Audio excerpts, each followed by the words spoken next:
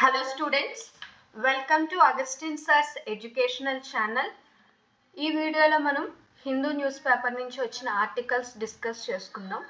ఇక్కడ first article చూసినట్లయితే ఈ ఆర్టికల్ లడక్ గురించి చెప్తుంది. రీసెంట్గా లడఖ్లో టాక్స్ జరిగాయి. అది ఆ టాక్స్లో ఎవరెవరు ఇన్వాల్వ్ అయ్యారు అంటే ఇక్కడ చూసుకున్నట్లయితే Leh apex body and Kargil democratic alliance. Leh apex body and Kargil democratic alliance ఒకవైపు and ministry of home affairs ఒకవైపు అనమాట. ఈ ఇద్దరి మధ్య టాక్స్ జరిగినప్పుడు మినిస్ట్రీ ఆఫ్ హోమ్ అఫైర్స్ అనేవి అండర్ ఆర్టికల్ 371 కింద సమ్ గ్యారంటీ ప్రొవిజన్స్ ఇస్తాము అనేది వాళ్ళు అగ్రీ చేశారు. బట్ ద లడక్ పీపుల్ ఎవరైతే ఉన్నారో వాళ్ళు అగ్రీ అవ్వలేదు. Still they are asking for the sixth schedule of constitutional status గురించి వాళ్ళు స్టిల్ అడుగుతూనే ఉన్నారనమాట. అసలు రీసెంట్గా అయితే చూసుకున్నట్లయితే లడఖ్లో ప్రొటెస్ట్లు అనేవి జరుగుతూ వచ్చాయి. ఈ లడఖ్లో ఈ ప్రొటెస్ట్లు జరగడానికి కారణం ఏంటి అంటే మనము దీన్ని కొంచెం హిస్టారికల్గా మనం డిస్కస్ చేసుకున్నట్లయితే 1947లో మనకి ఇండిపెండెన్స్ వచ్చింది కదా. ఇండిపెండెన్స్ వచ్చే టైంకి ఇండియాలో చాలా స్టేట్స్ అనేవి కొన్ని ప్రిన్స్లీ స్టేట్స్గా, కొన్ని డైరెక్ట్ గవర్నమెంట్ అండర్లో చాలా స్టేట్స్ ఉండేవి. అప్పుడు ఎస్పెషల్లీ జమ్మూ కాశ్మీర్ అనేది ఇక్కడ నార్థన్ సైడ్ ఉంది కదా, ఇక్కడ ఉంటుంది. జమ్మూ కాశ్మీర్ కూడా ఒక ప్రిన్స్లీ స్టేట్ అనమాట. మనకి ఇండిపెండెన్స్ వచ్చే టైంకి ఆల్ స్టేట్స్కి ఒక ఆఫర్ లాగా ఒకటి ఉండేదన్నమాట. ఏదైనా స్టేట్ వాళ్ళకి నచ్చితే ఎయిదర్ ఇండియాలో జాయిన్ అవ్వచ్చు, లేదా పాకిస్తాన్లో జాయిన్ అవ్వచ్చు, లేకపోతే రిమైన్ ఇండిపెండెంట్గా ఉండిపోవచ్చు అనమాట. బట్ ఈ జమ్మూ కాశ్మీర్ స్టేట్, ఇదంతా జమ్మూ కాశ్మీర్ స్టేట్ 1947 ఇండిపెండెన్స్ వచ్చే టైంకి ఇక్కడ ఇచ్చిన మ్యాప్ ఉంది కదండి, ఈ మ్యాప్ అంతా కూడా జమ్మూ కాశ్మీర్ స్టేట్ అనమాట. అయితే ఈ జమ్మూ కాశ్మీర్ స్టేట్ ఏం డిసైడ్ అయ్యారంటే వాళ్ళు రిమైన్ ఇండిపెండెంట్గా ఉండిపోదామని అనుకున్నారు. ఎయిదర్ ఇండియాలో కానీ పాకిస్తాన్లో కానీ జాయిన్ అవ్వాలని అనుకోలేదు 1947లో. బట్ ఆఫ్టర్ దట్ ఏం జరిగింది అంటే అక్టోబర్ 1947లో ఇక్కడ పాకిస్తాన్, జమ్మూ కాశ్మీర్ అనేది ఇటు సైడ్ పాకిస్తాన్ బార్డర్, ఇక్కడ చూసుకున్నట్లయితే ఇక్కడ హిమాచల్ ప్రదేశ్కి బార్డర్ కదా. అయితే ఇటు సైడ్ పాకిస్తాన్ ఏం చేసిందంటే ఈ జమ్మూ కాశ్మీర్ని ఆక్రమించుకోవాలి అనేసి ప్రయత్నించేటప్పుడు ఈ జమ్మూ కాశ్మీర్ని అప్పుడు రూల్ చేసే కింగ్ ఎవరు అంటే మహారాజ్ హరిసింగ్ అనే ఆయన ఏంటి అంటే ఈ జమ్మూ కాశ్మీర్ని రూల్ చేస్తున్నారు. He was the leader. అయితే ఏం జరిగింది అంటే అప్పుడు ఎప్పుడైతే పాకిస్తాన్ జమ్మూ కాశ్మీర్ని ఇన్వైట్ చేసుకోవాలని, ఆక్రమించాలని ప్రయత్నించింది, మహారాజా హరిసింగ్ ఏం చేశారంటే ఇండియా హెల్ప్ అడిగారు. అయితే ఇండియా హెల్ప్ చేస్తానని అగ్రీ చేశారు కానీ బట్ ఇండియా ఏమన్నది అంటే మీకు హెల్ప్ చెయ్యాలి అంటే ఇన్స్ట్రుమెంట్ ఆఫ్ ఎక్సిషన్ అనే దానిపైన సైన్ చెయ్యాలి అని అడిగారు అనమాట. ఈ ఇన్స్ట్రుమెంట్ ఆఫ్ ఎక్సిషన్ అంటే ఏంటి అంటే ఇది 26 అక్టోబర్ 1947లో వచ్చింది. ఇది ఏంటి అంటే ఈ మన భారత ప్రభుత్వానికి అంటే ఇండియాలో జమ్మూ కాశ్మీర్ని మర్జ్ చేస్తున్నట్లు ఒప్పుకున్నట్లుగా సైన్ చేస్తే మేము మీకు హెల్ప్ చేస్తామని అప్పుడు ఇండియా కండిషన్స్ పెట్టింది. అప్పుడు మహారాజ్ హరిసింగ్ గారు ఏం చేశారు అంటే మొత్తం అంతా కాదు, only some areas especially defence, foreign affairs and communication, వీటిల్లో సేమ్ త్రూఅవుట్ ఇండియా ఏవైతే లాస్ అప్లికేబుల్ అవుతున్నాయో అవి ఈ ఏరియాస్లో మాత్రమే జమ్మూ కాశ్మీర్లో అప్లికేబుల్ అవుతాయి. అండ్ రిమైన్ ఆల్ అదర్ ఏరియాస్లో జమ్మూ కాశ్మీర్ అనేది స్వతంత్రత్వం అనేది ఉంటుంది అనేది వాళ్ళు సైన్ చేశారనమాట. ఓన్లీ ఈ 3 ఏరియాస్లోనే త్రూఅవుట్ ఇండియా ఏమైతే అప్లికేబుల్ అవుతున్నాయో అవి కూడా జమ్మూ కాశ్మీర్కి అప్లికేబుల్ అవుతాయి. అండ్ మిగిలిన ఆల్ అదర్ ప్రొవిజన్స్లో same they have own constitution అనేది వాళ్ళకు ఉంది అనేసి వాళ్ళు అప్పుడు అలా చెప్తూ వచ్చారనమాట. అయితే అందుకోసమే అప్పుడు ఇండియన్ గవర్నమెంట్ ఆర్టికల్ 370 అనేది ఒక స్పెషల్ స్టేటస్, అది జమ్మూ కాశ్మీర్కి అప్లికేబుల్ చేస్తూ కాన్స్టిట్యూషన్ అనేది అమెండ్ చేశారు. ఓకే, ఆర్టికల్ 370 కింద జమ్మూ కాశ్మీర్ని స్పెషల్ స్టేటస్ ఇచ్చారు. ఈ స్పెషల్ స్టేటస్లో ఏముంటుంది అంటే they have own constitution. Article 370 కింద ఓన్ కాన్స్టిట్యూషన్ ఉంటుంది. ఓన్లీ 3 ఏరియాస్లోనే ఇండియన్ గవర్నమెంట్కి అప్లికేబుల్ అవుతాయి. మిగిలిన రిమైనింగ్ ఏరియాస్లో వాళ్ళకి ఓన్ కాన్స్టిట్యూషన్ ఉంటుంది. And they have separate flag. అప్పుడు ఏంటి అంటే వాళ్ళకి సెపరేట్గా ఒక ఫ్లాగ్ ఉంటుంది. మనకి ఇండియాలో మన ఇండియన్ ఫ్లాగ్ తెలుసు కదా, బట్ జమ్మూ కాశ్మీర్ స్టేట్, ఈ ఎంటైర్ స్టేట్ కూడా సెపరేట్ ఫ్లాగ్ అనేది ఉంటుంది అనమాట. అండ్ ఈవెన్ మన ప్రెసిడెంట్ రూల్ అండర్ ఆర్టికల్ 356 కింద అప్లై చేయాలి అంటే ఇది అప్లికేబుల్ కాదు ఇక్కడ. అంటే అప్లికేబుల్ అయినప్పటికీ కూడా ఇంకా సమ్ మాడిఫై చేసి చెయ్యాలి. ఈవెన్ ఫండమెంటల్ రైట్స్లో కూడా సమ్ ఎక్సెప్షన్స్ ఉన్నాయి. Even they have dual citizenship ఉంటుంది. అంటే వీళ్ళకి ఇక్కడ జమ్మూ కాశ్మీర్ పౌరసత్వం ఉండాలి అండ్ ఇండియన్ సిటిజన్షిప్ కూడా. ఈ 2 సిటిజన్షిప్లు వాళ్ళకు ఉండేవన్నమాట. అండ్ ప్రాపర్టీ రైట్స్ కూడా ఇక్కడ ఎక్స్క్లూజివ్ అనమాట. ఇక్కడ బయట వాళ్ళు అంటే non locals other than Jammu Kashmir people ఎవరైనా వచ్చి ఇక్కడ ల్యాండ్ కొనాలి అంటే చాలా కష్టం అనమాట. వాళ్ళు ఓనర్షిప్ రైట్స్ ఏమి ఉండేవి కాదు. ఓన్లీ ఈ ల్యాండ్ అంతా జమ్మూ కాశ్మీర్ పీపుల్కి ఇవ్వాలి అనేది మెయిన్ ఇంటెన్షన్ అనమాట. అండ్ ఏవైనా సెంట్రల్ లాస్ తీసుకొని వచ్చారనుకోండి, వాళ్ళు కంపల్సరీ ఇక్కడ జమ్మూ కాశ్మీర్ స్టేట్ అసెంబ్లీ ఉంది కదా, they have to take that permission. ఇక్కడ నుంచి వాళ్ళు పర్మిషన్ తీసుకొని అప్పుడు మాత్రమే అప్లికేబుల్ చేయాలన్నమాట. అయితే ఈ ఇన్స్ట్రుమెంట్ ఆఫ్ ఎక్సెషన్ చేసే టైంలో, అంటే సైన్ చేసే టైంలో under article 370 of sub class 3 కింద ఏంటి అంటే ఇవి ఏవైతే తీసుకొని వచ్చారో ఈ ప్రొవిజన్స్ ఇదంతా టెంపరీ అనే వాళ్ళు అప్పుడు సైన్ చేసుకున్నారు. బట్ అది ఎప్పటి వరకు కంటిన్యూ అయ్యిందంటే 5th August 2019 ఈ స్పెషల్ స్టేటస్ అనేది వీళ్ళకి 5th August 2019 వరకు ఈ స్పెషల్ ప్రొవిజన్ అనేది కంటిన్యూ అవుతూనే వచ్చింది. అయితే ఈ 5th August 2019లో ఏం జరిగిందంటే సెంట్రల్ గవర్నమెంట్ ఈ ఆర్టికల్ 370ని రద్దు చేసింది, అబ్రోగేట్ చేసింది అన్నమాట. చేసిన తర్వాత ఈ ఎంటైర్ జమ్మూ కాశ్మీర్ స్టేట్ ఉంది కదా, ఇది 2 పార్ట్స్ కింద డివైడ్ అయ్యింది. ఇక్కడ Jammu Kashmir union territory and Ladakh union territory కింద డివైడ్ అయ్యింది.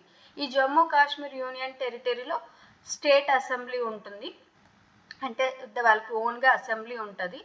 ఇక్కడ వచ్చేసరికి లడాక్ వచ్చేసరికి వీళ్ళకి ఎటువంటి స్టేట్ అసెంబ్లీ ఉండదు. ఇక్కడ ఇది కంప్లీట్లీ యూనియన్ టెరిటరీ కింద ఉంటుంది. దీనికి లెఫ్టినెంట్ గవర్నర్, ఆ లెఫ్టినెంట్ గవర్నర్ కూడా ప్రెసిడెంట్ చేత అపాయింట్ చేయబడతారు.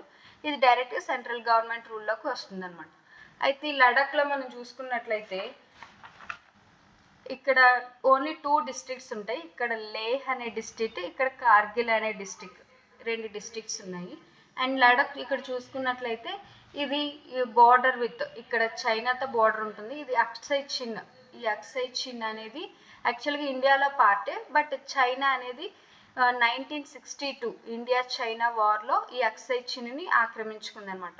అండ్ ఇది గిల్గిట్ బాల్టిస్తాన్ కూడా ఇది పాక్ ఆక్యుపైడ్ కాశ్మీర్, ఇది కూడా ఇండియాలో వన్స్ అపాన్ ఎ టైం పార్టే, కానీ ఈ గిల్గిట్ బాల్టిస్తాన్ అనేది పాకిస్తాన్ అండర్లో ఉంటుంది ప్రెసెంట్ మనం చూసుకున్నట్లయితే. అండ్ ఈ నార్త్లో చూడండి ఇక్కడ సియాచిన్ గ్లేషియర్ అనేది ఉంటుంది. ఇది చాలా కోల్డెస్ట్ ప్లేస్ అనమాట. Most of the Indian army ఇక్కడ ప్యాట్రోలింగ్ చేస్తారు. ఇక్కడ మనకి గాల్వన్ వ్యాలీ అని కూడా ఉంటుంది. It is border with Aksai Chin. And it side చూసుకున్నట్లయితే పాకిస్తాన్, అండ్ సదరన్ సైడ్ చూసుకుంటే it is border with Himachal Pradesh. ఇది major Ladakh geographical existence. And ఇంకా చూసుకున్నట్లయితే ఈ లడాక్ అనేది మేజర్లీ హిమాలయాస్లో పార్ట్. ఈ లడాక్లో ఏమేమి రేంజెస్ ఉంటాయంటే ఈ నార్థన్ సైడ్ ఉంది కదా, ఈ నార్థన్ సైడ్ అంతా కారాకోరం రేంజ్ ఆఫ్ హిమాలయాస్ అనేవి ఎగ్జిస్ట్ అయి ఉన్నాయి. And it is also part in the Ladakh because it's in Ladakh కాబట్టి ఇది లడాక్లో కూడా లడాక్ రేంజ్ కూడా ఇందులో పార్టే. మనకి టోటల్గా 4 ఉంటాయి Himalayans ranges: Karakoram, Ladakh, Zanskar and Pir Panjal. These are 4 ranges కదా. అయితే లడాక్ వచ్చేసరికి టాప్ మోస్ట్లో కారాకోరం రేంజ్ ఉంటుంది అండ్ లడాకియన్ రేంజ్ ఉంటుంది. అండ్ ఇలా మనం డౌన్ సైడ్కి వెళ్ళే కొద్దీ హిమాలయన్ రేంజ్ సివాలిక్స్ కూడా ఇక్కడ డౌన్ సైడ్ ఉంటాయి అన్నమాట. ఇది లడాక్ యాక్చువల్ ఎగ్జిస్టెన్స్. ఇందులో మేజర్గా ఫ్లో అయ్యే రివర్స్ ఏంటి అంటే ఇండస్ రివర్ ఫ్లో అవుతుంది. ఇండస్ రివర్ ఇలానే ఫ్లో అవుతుంది, ఇలా గిల్గిట్ బాల్టిస్తాన్ నుంచి అగైన్ జమ్మూ కాశ్మీర్ నుంచి ఇలా ఇండస్ రివర్ ఫ్లో అవుతుంది కదా. దీనికి రైట్ బ్యాంక్లో సమ్ ట్రిబ్యూటరీస్ ఉన్నాయి, లైక్ ఇక్కడ దీంట్లో షియోక్, నోబ్రా అండ్ జన్స్కర్ అనే 3 రివర్స్ ఇందులో యాడ్ అవుతున్నాయి అన్నమాట. These are right bank tributaries. ఇవి ఇండస్ రివర్కి రైట్ సైడ్లో యాడ్ అవుతున్నాయి కాబట్టి వీటిని రైట్ బ్యాంక్ ట్రిబ్యూటరీస్ అంటారు. వాటి నేమ్స్ ఏంటి అంటే షియోక్, నూబ్రా అండ్ జన్స్కర్. ఈ లడాఖ్లో ఉండే మేజర్ పాసెస్ ఏంటి అంటే ఇక్కడ కార్దుంగ్లా పాస్ అనేది ఇక్కడ ఉంటుంది. అండ్ ఈ చివరి చూసుకున్నట్లయితే ఇక్కడ చాంగ్లా పాస్ అనేది ఉంటుంది. అండ్ ఈ రెండింటికి మధ్యలో జోజిలా పాస్ అంటే జమ్మూ కాశ్మీర్ అండ్ లడాక్ మధ్యలో ఇక్కడ జోజిలా పాస్ అనేది ఒకటి ఉంటుంది. There are 3 passes in Ladakh. ఇక్కడ చూసుకుంటే కార్దుంగ్లా పాస్ అండ్ ఇక్కడ చాంగ్లా పాస్ అండ్ ఇక్కడ చూసుకున్నట్లయితే జోజిలా పాస్. ఇలా 3 passes అనేవి లడాఖ్లో ఉన్నాయి. ఈ లడాక్ ఎంటైర్ క్లైమేట్ అంతా కూడా కోల్డ్ క్లైమేట్. ఇక్కడ ల్యాండ్ అంటే సాయిల్ టైప్ కూడా ఎరిడ్ టైప్ అనమాట. ఇది ఇక్కడ ఇది మేజర్గా రేంజెస్ హిమాలయన్ రేంజెస్ ఉండటం వల్ల ఇక్కడ ఉండే ఆ యొక్క హిమాలయస్ రేంజ్ హైట్ ఎంత ఉంటుంది అంటే nearly 3,000 meters to nearly 5,000 meters ఉన్న ఆల్టిట్యూడ్లో ఉన్న హిల్స్ అనేవి ఇక్కడ మౌంటైన్స్ అనేవి ఇక్కడ ఎస్టాబ్లిష్ అయి ఉన్నాయి అన్నమాట. అండ్ మేజర్ యానిమల్స్ ఇక్కడ చూసుకున్నట్లయితే స్నో లిపార్డ్ అనేది ఎక్కువగా ఉంది. హిస్టారికల్గా చూసుకున్నట్లయితే ఈ లడాక్ అనేది ఏన్షియంట్ ట్రేడ్ రూట్లో పార్ట్ అనమాట. మనకి ఏన్షియంట్ టైంలో ఇక్కడ సెంట్రల్ ఏషియా నుంచి సౌత్ ఏషియా కనెక్ట్ చేసేది పాత్లో ఇది ancient silk trade route. And at the same time మనకి 1962లో ఇండో చైనా వార్ జరిగేటప్పుడు ఈ చైనా అనేది ఇటు సైడ్ మనకి ఈ లడాక్ ఏరియాలో ఇటు సైడ్ బార్డర్ కదా, ఇక్కడ బార్డర్ అయ్యేటప్పుడు ఈ అక్సై చిన్ అనే ప్లేస్ని ఆక్యుపై చేసుకుంది. అయితే ఈ 2019లో ఆగస్ట్ 5, 2019లో ఏం జరిగిందని చెప్పాం, ఆర్టికల్ 370 అనేది రద్దు జరిగింది. సో దట్ అప్పటి నుంచి దీనికి లడాక్కి స్పెషల్ స్టేటస్ ఏమీ లేదు. సో దట్ ఇట్ ఈస్ నార్మల్గా యూనియన్ టెరిటరీ కింద కంటిన్యూ అవుతూ వస్తుంది. అయితే ఇక్కడ ఉన్న 2 districts ఏంటి, ఇక్కడ లేహ్ డిస్ట్రిక్ట్, ఇక్కడ కార్గిల్ డిస్ట్రిక్ట్, 2 districts ఉన్నాయి. అండ్ ఇక్కడ లోకల్గా ఎవరు అంటే పొలిటికల్గా ఎవరు మేనేజ్ చేస్తారు అంటే Ladakh autonomous hill development council అనేవి ఇక్కడ మేజర్గా లోకల్ డెవలప్మెంట్ ప్లాన్ అయిన, ల్యాండ్ యూజ్ అయిన, టూరిజం రిలేటెడ్ అయిన, లోకల్ రీసోర్స్ రిలేటెడ్ అయిన అలాంటి విషయాలన్నీ చూసుకునేది ఏంటి అంటే లడాక్. అయితే ఇప్పుడు ఏం జరిగింది అంటే ఎప్పుడైతే 2019లో ఈ ఆర్టికల్ 370 రద్దు అయిపోయిందో ఇప్పుడు ఏం జరిగిందంటే మేజర్ ప్రొవిజన్స్ ఏమొచ్చాయంటే ఇప్పుడు బిఫోర్ వాళ్ళకి ఏంటి సెపరేట్ ఫ్లాగ్ ఉండేది కదా జమ్మూ కాశ్మీర్ అండ్ లడాక్ ప్లేస్కి. ఇప్పుడు దే ఆర్ నార్మల్ ఇండియన్ పీపుల్కి ఏమైతే ఫ్యూచర్స్ ఉన్నాయో ఆ ఫ్యూచర్స్ అన్నీ ఇక్కడ వీళ్ళకి వచ్చాయి అనమాట. ఎప్పుడైతే ఆర్టికల్ 370 రద్దు అయిపోయిందో ఇక్కడ ownership of land non local కొనకూడదని ఉండేది కదా, ఇప్పుడు బయట నుంచి అంటే ఆల్ అదర్ స్టేట్స్ నుంచి వచ్చిన వాళ్ళు కూడా ఇక్కడ దే కెన్ సెల్ ల్యాండ్, అంటే they can buy and cell the land ఇక్కడ తీసుకోవచ్చు. ఇక్కడ సెపరేట్ ఫ్లాగ్ ఏం లేదు అండ్ సెపరేట్ కాన్స్టిట్యూషన్ కూడా లేదు. సేమ్ త్రూ అవుట్ ఇండియాలో ఏదైతే ఫండమెంటల్ రైట్స్ అప్లికేబుల్ అవుతున్నాయో ఇక్కడ కూడా సేమ్ జమ్మూ కాశ్మీర్ యూనియన్ టెరిటరీకి అండ్ లడాక్ యూనియన్ టెరిటరీకి కూడా అప్లికేబుల్ అవుతాయి అన్నమాట. ఇలా చేస్తూ ఉండే టైంలో ఏమవుతుంది అంటే ఈ లడాక్లో 97% ఎవరు ఉంటున్నారు అంటే ట్రైబల్ పీపుల్సే ఉన్నారనమాట. 97% ట్రైబల్ పీపుల్ ఉండేటప్పుడు ఏం జరిగింది అంటే ఇప్పుడు నాన్ లోకల్స్ ఇక్కడికి వచ్చి ల్యాండ్ ఇక్కడ బయింగ్ అండ్ సెల్లింగ్ చేయటం వల్ల ఏమవుతుంది అంటే వీళ్ళ కల్చర్ అనేది ఎరోడ్ అయిపోతుంది అనేది వీళ్ళ మెయిన్ ప్రాబ్లం. వీళ్ళ ట్రైబల్ రైట్స్ బికాజ్ 97% ట్రైబల్సే ఉండేటప్పుడు వాళ్ళ యొక్క యాక్చువల్గా మనకి ఫారెస్ట్ రైట్స్ యాక్ట్ కింద tribals has the exclusive right ఏదైనా ఫారెస్ట్ ప్రొడ్యూస్ విషయంలో. ఇప్పుడు అది కాకుండా వీళ్ళకి ఏంటి అంటే ఫ్లెక్సిబిలిటీ లేకుండా అదర్ పీపుల్ కొనటం వల్ల ఇక్కడ వాళ్ళ రైట్స్ అనేవి ఎరేడ్ అయిపోతున్నాయి. And at the same time వాళ్ళ కల్చర్ కూడా ఎఫెక్ట్ అవుతుంది బికాజ్ లడాక్ అనేది చాలా టూరిజంకి హైయెస్ట్ పొటెన్షియల్ ఉన్న area and every year millions of people Ladakh అనేది విజిట్ చేస్తారు. అండ్ ఎక్కువ టూరిజం ఉండటం వల్ల వాళ్ళ కల్చర్ కూడా ఎరోడ్ అయ్యే ఛాన్స్ ఉంటుంది. అందుకని ఈ సిచ్యువేషన్లో రీసెంట్గా లడాక్ పీపుల్ సమ్ ప్రొటెస్ట్ చేశారు. అక్కడ ఉన్న civil society and common individuals కలిపి ఒక ప్రొటెస్ట్ చేశారు. ఏంటి అంటే వాళ్ళకి 6th షెడ్యూల్ స్టేటస్ ఇవ్వాలని అండ్ అది కాకపోయినా స్టేట్ హుడ్ స్టేటస్ అయినా ఇవ్వాలి అనేది మేజర్ డిమాండ్స్ అనమాట. అసలు 6th షెడ్యూల్ స్టేటస్ ఎందుకు, even ministry of home affairs under article 371 కింద వాళ్ళకి ఏమన్నారు, సమ్ కాన్స్టిట్యూషనల్ ప్రొవిజన్స్ ఇస్తాము అన్నా కూడా వాళ్ళు అగ్రీ చేయలేదు. But still they are asking for the 6th schedule. ఎందుకు 6th షెడ్యూల్ అడుగుతున్నారో ఫ్యూ మినిట్స్లో మనం తెలుసుకుందాం. అండ్ స్టేట్ హుడ్ అనే ఉమెన్ లడక్ అడుగుతున్నారు.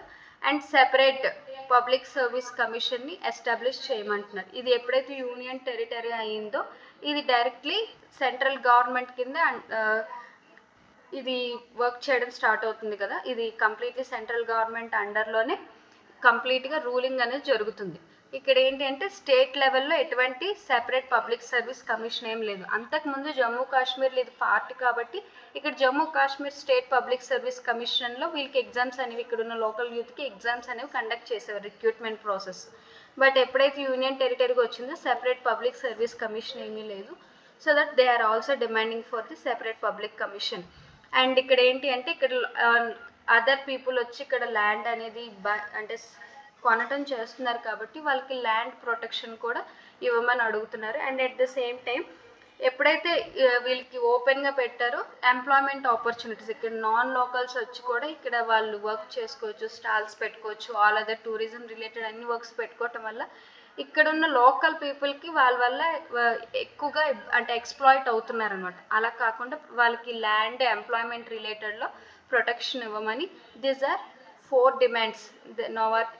They are asking for these 4 demands. వాళ్ళ మేజర్ ప్రొటెస్ట్ ఏంటి అంటే ఈ 4 ఇవ్వండి అని. ఈ సిచ్యువేషన్లో మినిస్ట్రీ ఆఫ్ హోమ్ అఫైర్స్ అనేది ఈ లడక్ పీపుల్ని, ఎస్పెషల్లీ లే, ఇందులో ఉన్న డిస్ట్రిక్ట్స్ ఏంటి, లే డిస్ట్రిక్ట్. ఈ లే డిస్ట్రిక్ట్లో బుద్ధిస్టులు ఉంటారు, ఇక్కడ కార్గిల్ డిస్ట్రిక్ట్లో అంతా ముస్లిమ్స్ ఉంటారనమాట.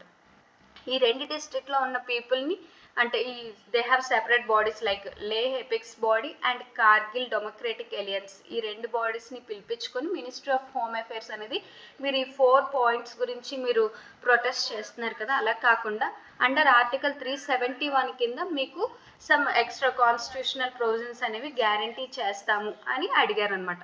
But they are not agreed. Still they are asking for the 6th schedule of the constitution. వాళ్ళని 6th షెడ్యూల్ కాన్స్టిట్యూషన్లో ఇంక్లూడ్ చెయ్యండి అని మాత్రమే వాళ్ళు అడుగుతున్నారు. అండ్ 6th షెడ్యూల్ స్టేటస్ ఏంటి అంటే 6th షెడ్యూల్ స్టేటస్లో మనం కాన్స్టిట్యూషన్లో చూసుకున్నట్లయితే it has the constitutional basis under article 244 and 244 of 2 and article 275 of 1. Constitution of ఇండియాలో 6th షెడ్యూల్కి ఉన్న కాన్స్టిట్యూషనల్ బేసిస్ ఏంటి అంటే article 244 of 2 and article 275 of 1 అనేవి ఉన్నాయన్నమాట. ఆర్టికల్ 244 ఆఫ్ 1 ఏంటి అంటే ఇది ఈ ట్రైబల్ ఏరియాస్ని, ఎస్పెషల్లీ ఏదైతే స్టేట్స్ని కొన్నిటిని మనం 6th షెడ్యూల్లో పెడతామో వాటిని ఎలా గవర్న్ చెయ్యాలి అనేది ఇందులో ఉంటుందన్నమాట. అయితే ఇదేమి ఫస్ట్ టైం కాదు, ఆల్రెడీ 6th షెడ్యూల్లో 4 నార్త్ ఈస్టర్న్ స్టేట్స్ ఉన్నాయన్నమాట.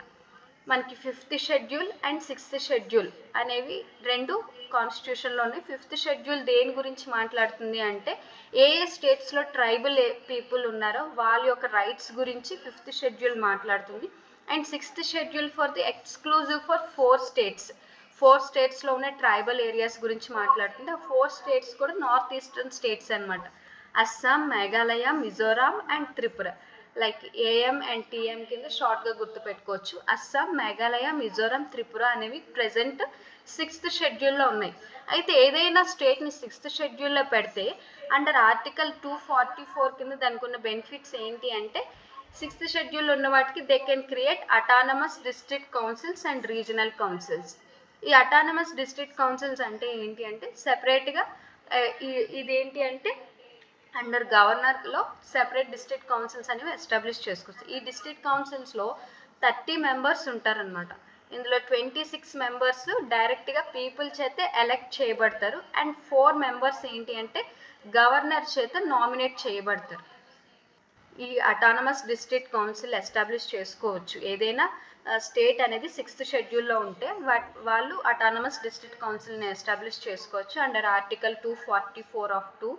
చేసుకోవడం వల్ల ఇందులో ఎంతమంది ఉంటారంటే 30 మెంబర్స్ ఉంటారు. అందులో 26 మెంబర్స్ అనేవాళ్ళు directly elected by the people and 4 members అనేవాళ్ళు గవర్నర్ నామినేట్ చేస్తారు. ఇలా ఎస్టాబ్లిష్ చేసుకున్న కౌన్సిల్కి పవర్ ఏంటి అంటే, ఇప్పుడు ఏదైనా సెంట్రల్ గవర్నమెంట్ లా చేయాలనుకోండి, especially land related, forest related, customs లేకపోతే విలేజ్ అడ్మినిస్ట్రేషన్ చేస్తే they definitely take the permission from this autonomous district councils. అంటే త్రూ అవుట్ ఇండియాకి అప్లికేబుల్ అయినట్టు ఇక్కడ ఏమీ అప్లికేబుల్ అవ్వదు. ఏదైనా లా అంటే ఈ పర్టికులర్ ఏరియాస్లో లాస్ తీసుకుని వస్తే ఏం జరుగుతుంది, ఫస్ట్ మనం వాటిని పార్లమెంట్లో ఇంట్రడ్యూస్ చేస్తాము, తర్వాత ఓటింగ్ జరుగుతుంది, మెజారిటీ వచ్చినట్లయితే ప్రెసిడెంట్ అసెంట్తో అది యాక్ట్ కింద కన్వర్ట్ అయ్యి అండ్ ఇంప్లిమెంటేషన్లోకి వస్తుంది. అదే ఒకవేళ ఈ ఎస్పెషల్లీ ఏదైనా స్టేట్ని 6th షెడ్యూల్లో మనం రికగ్నైజ్ చేసినట్లయితే వాళ్ళు ఈ అటానమస్ డిస్ట్రిక్ట్ కౌన్సిల్స్ పర్మిషన్ తీసుకున్న తర్వాతే ఆ పర్టికులర్ ఏరియాలోని ఆ లా అనేది అప్లికేబుల్ చేయాలి. ఈవెన్ లెవీస్ వేయాలన్నా లేకపోతే ట్యాక్సెస్ కలెక్ట్ చేయాలనుకున్నా కూడా ఆ పర్టికులర్ స్టేట్కి they have to take the permission from this autonomous district councils.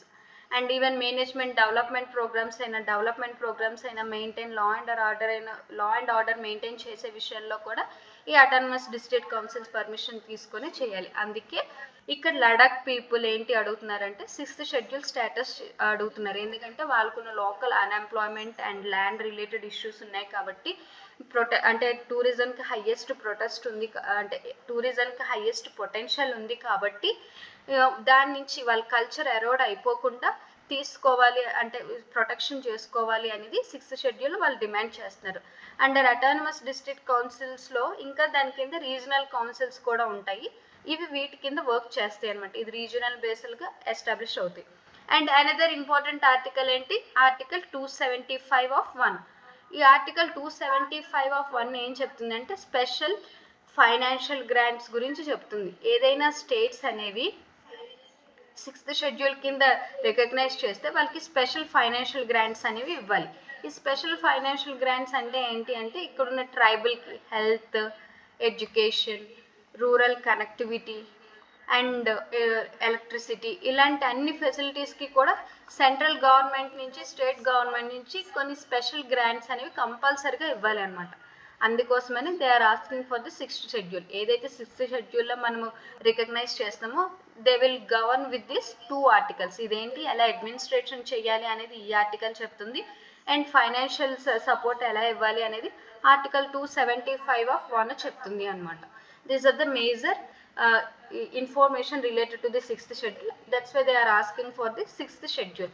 And ఇక్కడ చూసుకున్నట్లయితే సేమ్ ఎందుకు Ladakh 371 and 370 type of protection అడుగుతుంది అంటే because 97% of Ladakh population are scheduled tribes.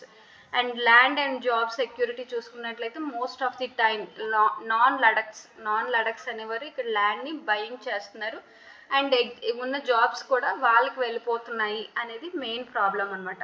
Even ఇక్కడ వాళ్ళు కల్చరల్ సేఫ్ గార్డ్ చేసుకోవాలి అని. ఇక్కడ మన లడాక్లో చూసుకున్నట్లయితే especially unique type of Buddhist and tribal culture అనేది ఉంది. దాన్ని ప్రొటెక్ట్ చేసుకోవాలి అంటే నాన్ లోకల్స్ ఎక్కువగా వచ్చేస్తే వాళ్ళ కల్చర్ అనేది డిస్టర్బ్ అవుతుంది అనేసి వాళ్ళ కల్చరల్ సేఫ్ గార్డ్ కోసం 6th షెడ్యూల్ అనేది అడుగుతున్నారు. అండ్ పొలిటికల్గా కూడా ఇప్పుడు మనం డిస్కస్ చేసుకున్నట్లుగా ఇక్కడ లడాక్లో చూసుకుంటే ఓన్లీ 2 డిస్ట్రిక్ట్సే ఉన్నాయి. ఇక్కడ లేహ్ డిస్ట్రిక్ట్, ఇక్కడ కార్గిల్ డిస్ట్రిక్ట్. ఈ ఎంటైర్ లడాక్ చూసుకున్నట్లయితే ఓన్లీ సింగిల్ కాన్స్టిట్యుయెన్సీయే ఉంది. ఓన్లీ ఒక్క ఎంపీ మాత్రమే పార్లమెంట్లో రిప్రజెంట్ చేస్తున్నారు. సో దట్ ఎప్పుడైతే మనం అటానమస్ డిస్ట్రిక్ట్ కౌన్సిల్స్ ఎస్టాబ్లిష్ చేస్తామో ఎక్కువ మంది అంటే ఇక్కడ నియర్లీ 30 మెంబర్స్ అంటే చాలా ఎక్కువ, అంటే ఒక 30 మెంబర్స్ లీడర్షిప్ అంటే పీపుల్ డైరెక్ట్గా డెసిషన్ మేకింగ్లో ఇన్వాల్వ్ అవ్వడానికి, డెమోక్రసీని ప్రమోట్ చేయడానికి ఛాన్స్ ఉంటుంది. అంటే ఈవెన్ లోకల్ డెసిషన్ మేకింగ్ కూడా పాసిబుల్ అవుతుంది ఎప్పుడైతే అటానమస్ డిస్ట్రిక్ట్ కౌన్సిల్స్ అనేవి చేస్తుంది. And at the same time central governments argument ఏంటి అంటే లడాక్ అనేది చాలా స్ట్రాటజిక్లో ఉన్న ప్లేస్. లడాక్ అనేది strategic because it is border with one side it is border with China, and other side it is border with Pakistan, and down side చూసుకున్నట్లయితే Himachal Pradesh. And it is మేజర్గా ఏంటంటే hill areas అంటే హిమాలయన్ మౌంటైన్స్ ఉన్న highest area. ఇక్కడ పైన మనం already చూసుకున్నాం సియాచిన్ గ్లేషియర్లోనే మనకి ఆర్మీ పెట్రోల్స్ అనేవి ఎక్కువ జరుగుతుంటుంది.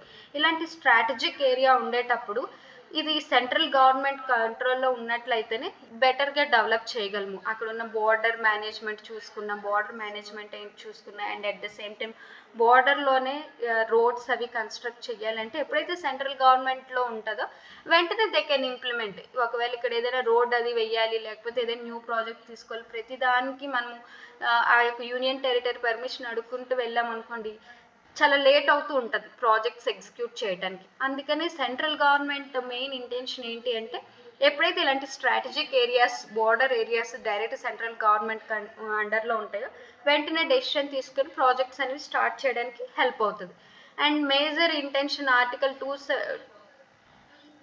317 రద్దు చేయడానికి మేజర్ రీజన్ ఏంటి, మొత్తం కంట్రీ అంతా ఇంటిగ్రేట్ చేయడానికి, త్రూఅవుట్ అంటే కంట్రీ అంతా కూడా ఒక యూనిఫామ్గా ఎస్టాబ్లిష్ చేయాలి అనేది మెయిన్ ఇంటెన్షన్.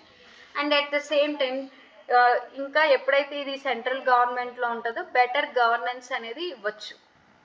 ఇది సెంట్రల్ గవర్నమెంట్ వాదన అనమాట. And at the same time social inclusion కూడా చెయ్యొచ్చు.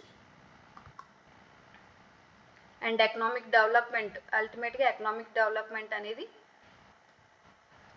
త్వరగా పనులు అనేవి చేయడం జరుగుతూ ఉంటుంది అనమాట. ఇది సెంట్రల్ గవర్నమెంట్ సైడ్ ఒపీనియన్ అనమాట. This is the major issues related to the Ladakh and Ladakh protest. Okay, thank you so much. Have a happy day.